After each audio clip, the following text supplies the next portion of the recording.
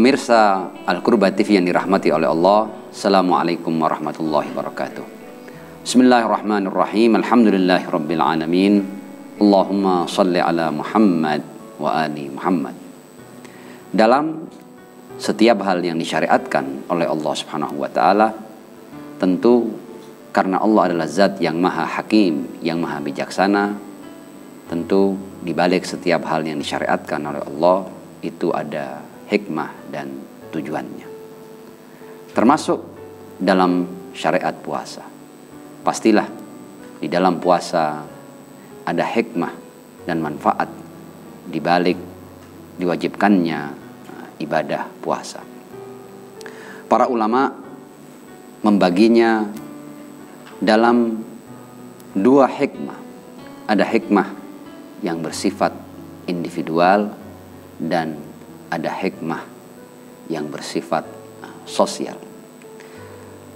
Terkait dengan hikmah yang bersifat individual, bulan puasa adalah bulan di mana seorang muslim, seorang mukmin berusaha untuk memperbaiki dirinya, memperbaiki ibadahnya, memperbaiki keimanannya. Dia berusaha dari waktu ke waktu untuk meningkatkan kualitas dirinya dari segi keimanan, dari segi amal ibadah, dan dari segi perilaku serta akhlaknya. Dan itulah tujuan yang bersifat individual daripada puasa. Dan karena itu di dalam ayat tentang puasa dikatakan la'allakum tattaqun, agar kalian meraih takwa. Artinya peningkatan kualitas dari sisi individual. Namun tentu puasa juga punya hikmah dan tujuan lain, punya manfaat lain, yaitu manfaat dari sisi sosial. Dalam salah sebuah sabda yang sampai dari Al-Imam Ja'far As-Shadiq alaihi salam, kala beliau ditanya tentang alasan diwajibkannya puasa, beliau kemudian menjawab, ammal illah fis siyam. Adapun sebab dan alasan diwajibkannya puasa adalah liyastawiya bihil ghaniyyu wal faqir, agar orang-orang kaya dan orang-orang fakir hidup dalam kesetaraan. Wadzalika, bagaimana itu terjadi? Dijelaskan oleh beliau alaihissalam, li'annal ghaniyya lam yakun liyajida masalju. Orang-orang yang kaya, orang-orang yang berkecukupan, tentu mereka tidak pernah ada hari di mana mereka mengalami kesulitan untuk makan dan minum. Mereka selalu punya apa yang mereka butuhkan, bahkan berlebih.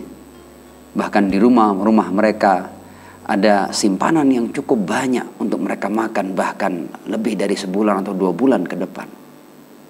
Dan itu tidak terjadi bagi orang-orang yang fakir dan miskin. Ada banyak orang-orang yang hanya untuk menikmati makan paginya, dia harus bekerja dulu. Untuk menikmati makan siang dan malamnya, dia harus bekerja dulu. Dan dia tidak punya kepastian apakah dia akan mendapatkan sesuatu untuk sarapannya, untuk makan siangnya, dan untuk makan malamnya.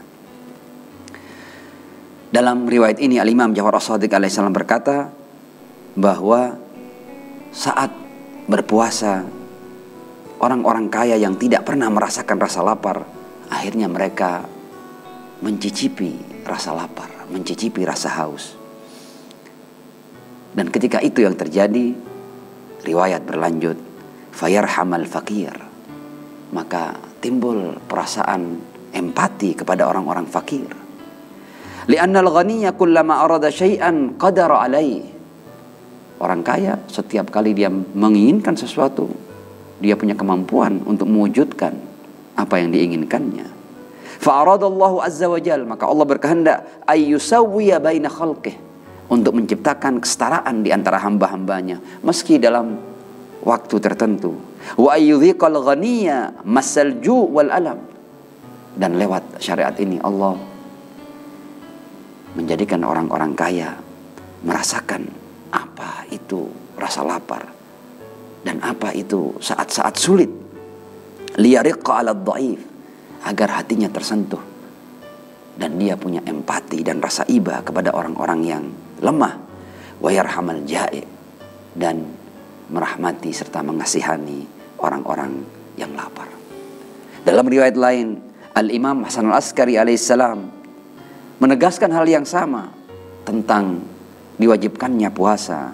Liyajidal ghani masal ju', agar orang kaya merasakan rasa lapar. Fayamunna 'alal faqir, dan dia kemudian akan berempati dan membantu orang-orang yang fakir. Al-Imam Al-Husain ibn Ali bin Abi Thalib alaihissalam juga berkata, liyajidal ghani masal ju' fayauda bil fadli 'alal masakin. Dan ketika orang-orang yang berkecukupan itu merasakan lapar dan haus, hatinya kemudian akan mengingat orang-orang yang sulit untuk mendapatkan makanan dan minuman, dan dia akan berbagi dengan mereka. Ada sebuah cerita menarik. Ada seorang non-muslim yang tinggal di negeri Eropa. Ketika dia sampai pada pemahaman bahwa umat Islam punya ritual yang namanya puasa, artinya mereka berpuasa selama sebulan penuh, dia tertarik untuk mencoba berpuasa. Kemudian non-muslim ini melakukan ibadah puasa layaknya orang-orang muslim. Apa yang terjadi? Ketika dia melaksanakan puasa, baru sehari dia melaksanakan puasa, kemudian dia mengambil kesimpulan, di antara manfaat ritual puasa adalah saya yang menjalani dan mencoba ini. Meskipun ini bukan keyakinan saya, akhirnya saya merasa bahwa betapa orang-orang yang hari-harinya sulit untuk mendapatkan makanan dan minuman layak untuk mendapat perhatian kita. Bayangkan, seorang non-muslim yang tidak pernah mendengar riwayat dari Ar-Rasul, dari Ahlul Bait alaihimussalam, ketika dia mencoba puasa, ternyata dia sampai pada filosofi puasa yang dijelaskan oleh Ar-Rasul dan para imam Ahlul Bait alaihimussalam. Puasa menimbulkan rasa empati kepada orang-orang fakir dan miskin. Dan akhirnya non-muslim ini kemudian dia melazimkan dirinya untuk terus berpuasa dan mengajak orang lain untuk berpuasa. Dan kemudian terciptalah sebuah kumpulan yang kemudian orang-orang yang berpuasa ini membagikan kelebihan hartanya kepada orang-orang fakir dan miskin. Puasa menimbulkan rasa empati. Namun ini berbeda dengan kebanyakan orang-orang Islam yang menjalankan puasa. Ternyata kebanyakan orang-orang Islam yang menjalankan puasa, mereka sudah keluar dan jauh dari filosofi puasa. Di bulan puasa justru pengeluaran mereka untuk makan dan minum lebih banyak. Ritual puasa yang seharusnya menciptakan empati justru menjadi pesta-pesta yang tiada henti. Memang mereka tidak makan dari mulai subuh sampai maghrib, tapi makan sahurnya seakan pesta, buka puasanya seakan pesta. Bahkan ada hidangan-hidangan setelah buka puasa. Ini sepertinya keluar daripada filosofi puasa. Padahal tujuan dari diwajibkannya puasa agar orang-orang itu ketika dia yang asalnya makan 3 hari sekali, hanya menjadi 2 hari, hanya menjadi 2 kali dalam sehari. Dan dia sebenarnya bisa menyisakan 1 bagian makannya di siang hari untuk dia kumpulkan dan dia bagikan kepada al-fuqara wal masakin. Bayangkan, seandainya setiap muslim menyisakan bagian makan siangnya yang tidak ada di bulan puasa selama 30 hari. Seandainya semua begitu, berapa banyak uang terkumpul dan berapa banyak orang-orang fakir dan miskin yang akan terselamatkan dari kesulitan mereka.